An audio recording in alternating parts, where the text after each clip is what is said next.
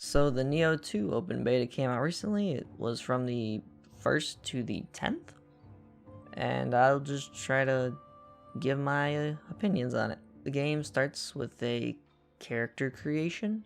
It's pretty good character creation. There's a lot of stuff you can customize, but I look at all that stuff and I'm like, oof, that's a big undertaking. I'm gonna just make it simple.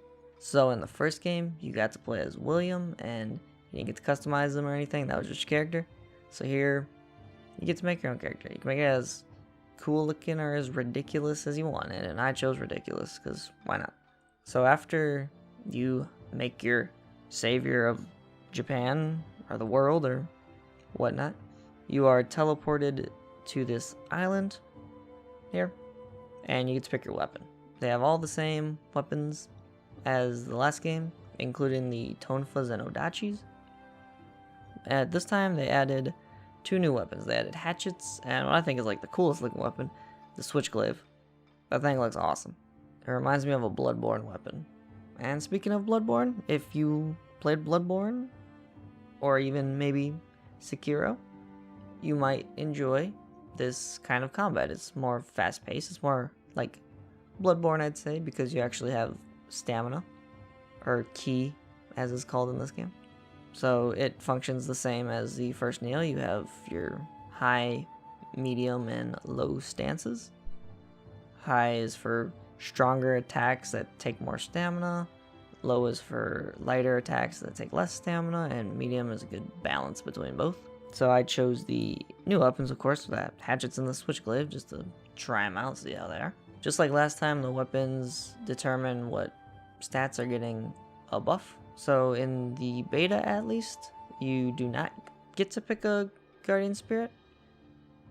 They're just all assigned to you. You got your wolf, your bird, and your shark again. But this time, they function a little differently. So before, they were each like your guardian spirit. You got to power up and do your cool looking like Mashu attacks, or whatever you want to call it, your powered up attacks. And that could save you from death, maybe. But in this one, you can still do that. It's called a yokai form now.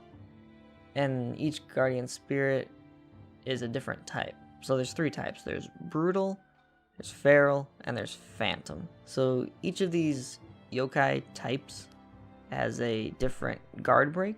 The brutal has one where if an enemy does a berserk attack, which is another new mechanic, when they go red and are about to attack, you can press the button combination R2 and circle, and you basically just like smack them out of it.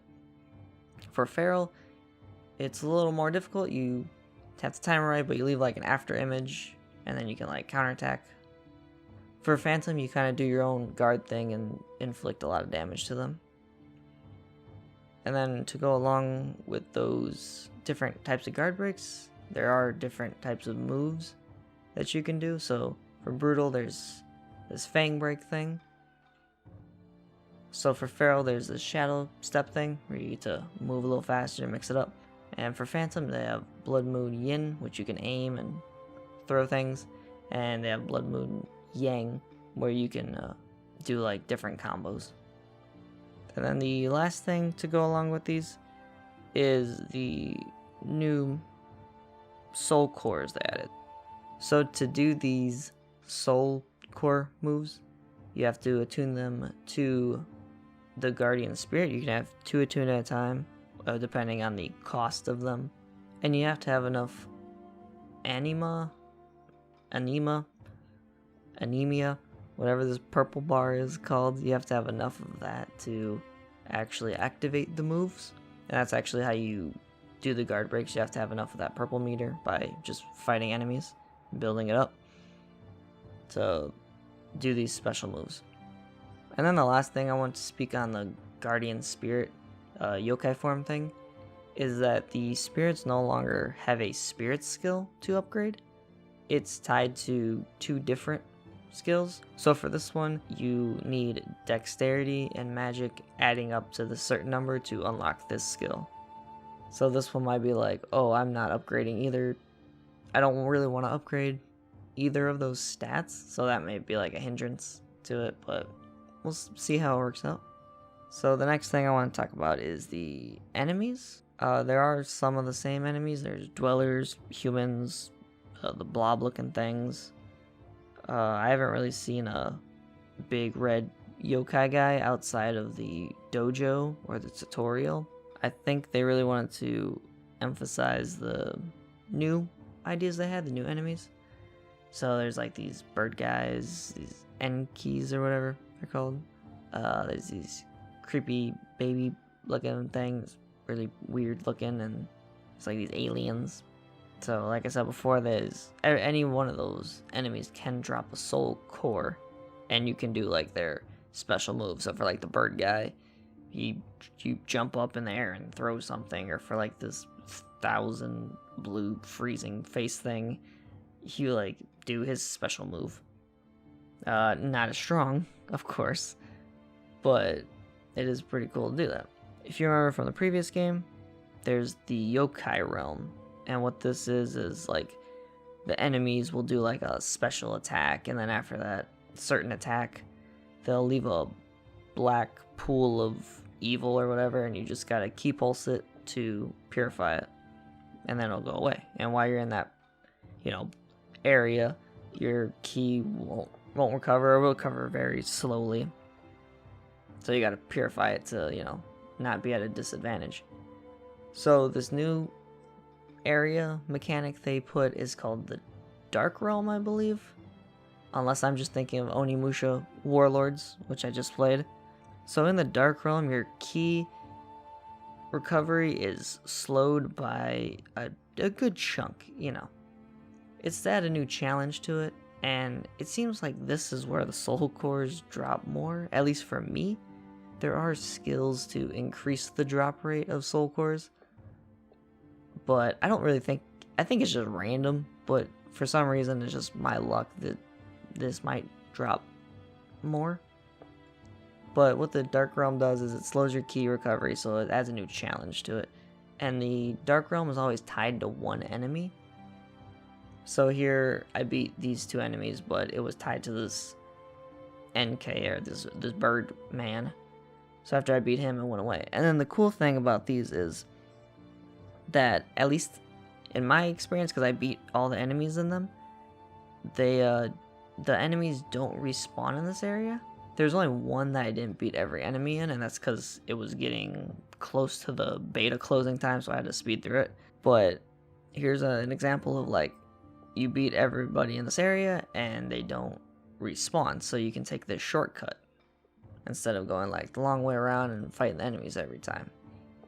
I kind of like this Dark Realm mechanic for enemies like this that you can like fight one-on-one or, take out more strategically. But I kind of have a different opinion of it in boss fights. Now, in this game, I don't know if I was under-leveled or not, or whatever. I was just kind of trying to speed through it. But, usually I'd get killed in like 2-3 hits, which is fine. That's no big deal. It's my fault if I get, hit 2 or 3 times or counter hit. It's my fault. But I feel like every boss fight has a kind of flow to it. There's a little song and dance that you dance between. So you know your limitations, you know your key, your stamina, you know how many attacks you can do, you know when to key pulse once you get more familiar with weapons and the stances.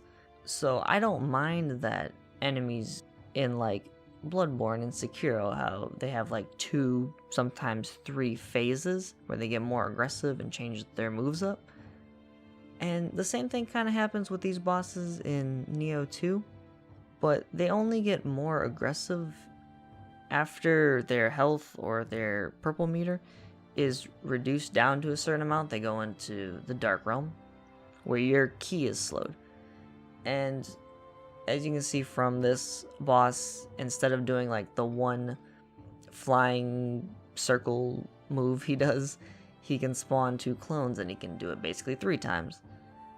And of course you can block it, but it takes like all your stamina, and then if you run out of stamina you might get hit by the other 2, or you can hide behind these trees. Now I particularly don't like the key slowing aspect of this Dark Realm. I think like the enemies getting more aggressive is enough. So take Dark Souls 3 for example. Like you're fighting the Pontiff and you get his health down to that certain amount and he goes into phase 2 and he makes a clone of himself, and then for the rest of the boss fight you gotta deal with him and the clone. Well, in this one you have to deal with the Dark Realm and the enemies being more aggressive, but they don't necessarily get any new moves or anything. It's just they just get more aggressive moves and become more aggressive, while your ki regeneration is greatly reduced. So I feel like it's kind of like a fake difficulty to making the bosses stronger. It's like they're not making the bosses stronger or giving them anything new. They're kind of just hindering you. I kind of understand why it makes the fight harder, but it doesn't add anything. So for this boss, you can just hide behind the trees when he does like about any move, and you can just take it really slow, and if it takes 20 minutes, it takes 20 minutes, it takes however long you need it to. But in this game, the combat is more fast-paced, so I feel like having that aggressiveness to it, like Bloodborne does, would be better, instead of like, oh, my ki is recovering super slowly, I better take it careful. Because you get into this flow of, being aggressive and keeping tabs on everything, and you know your limits, and this new Dark Realm kind of puts a pin in that and be like, yeah, you're just gonna have to take a break for a little while. And you can negate this whole Dark Realm thing for a little bit by going into the yokai form, but that's only a limited amount of time, and maybe it is better if I actually get used to the guard breaks, because that was a mechanic where I wasn't very comfortable with. So instead of going with the Pharaoh the Phantom, I just stuck with the Brutal, and I kept forgetting about guard breaks. So maybe that might help in the Dark Realm, but I just feel like it was kind of just like hindering the combat a little bit. So to wrap it up, I feel like it was a pretty successful beta. It was challenging, but I don't think it was too hard. I mean, the bosses kicked my butt a bunch of times, but it's supposed to. They're bosses. And there wasn't really anything that I felt was too bad about it. I mean, maybe some hitboxes are a little crappy, but I mean, that's like any game. You got those really wonky hitboxes. But the new enemy variety and the new revamped yokai form, how you're actually like half yokai, kind of like Onimusha again, is cool, and they added a lot of good things. There's also this beautiful man here that basically carried me through half of this first mission. But as for the combat, I think it's still pretty solid. Besides that Dark Realm thing, I don't really have any complaints with it. Maybe when I get the game, when it comes out in like March 2020, unless it gets delayed like every game always does nowadays. Looking at you, Doom Eternal. They might fix some things before it comes out, maybe tweak the difficulty or do something, and if everyone thinks it's okay, then I guess it's okay. So we'll see. But that's just my thoughts on Nioh 2. I think it's pretty good. I would say play the demo, but it's closed, so I'm sorry. I'm a little late to the party. But look at this face. That is the face of the savior of Japan. Anyway, have a good day, night, whatever, and so check it out if you want. Whatever. Alright, bye.